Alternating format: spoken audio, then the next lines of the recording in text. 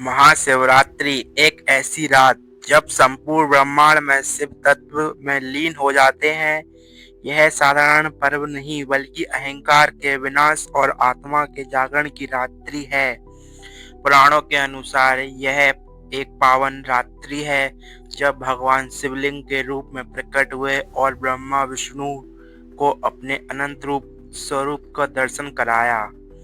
एक बार एक समय ब्रह्मा और विष्णु में विवाद हुआ कि सृष्टि में सबसे श्रेष्ठ कौन है। तभी उनके बीच एक अग्नि स्तंभ प्रकट हुआ जिसका ना आदि ना अंत।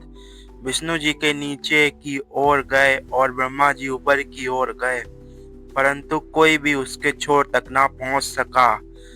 तभी भगवान शिव प्रकट हुए और कहा, जो अनंत है वही शिव है। यही कारण है कि शिवलिंग को अनंत का प्रतीक माना जाता है। दोस्तों, एक बार समुद्र मंथन के समय जब हलाहल विष निकला तो संपूर्ण सृष्टि कांप उठी।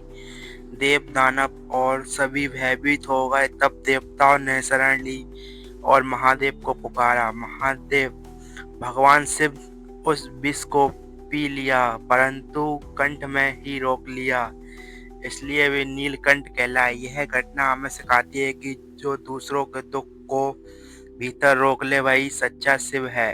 दोस्तों, एक बार की बात है जब महाशिवरात्रि की वह रात्रि जब शिव और शक्ति का मिलन हुआ। इस दिन माँ पार्वती ने घोर तपस्या कर भगवान शिव को पति के रूप में प्राप्त किया था, इसलिए यह दिन विवाह संयम और साधना शक्ति का प्रतीक है। योग शास्त्र में कहा गया है, इस रात्र पृथ्वी की ऊर्जा रीढ़ की हड्डी के माध्यम से ऊपर उठती है। इस रात्रि जागरण और ध्यान अत्यंत फलदायी होता है।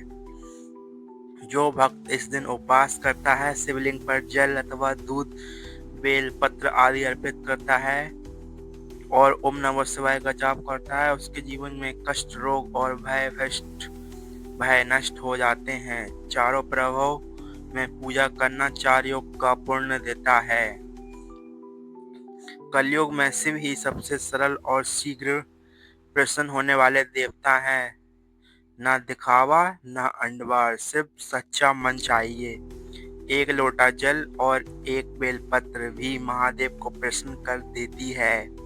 महाशिवरात्रि हमें सिखाती है, सहनशील बनो नीलकंठ की तरह, अहंकार त्यागो अग्नि स्तंभ की तरह, ध्यान और स्वयं अपनाओ।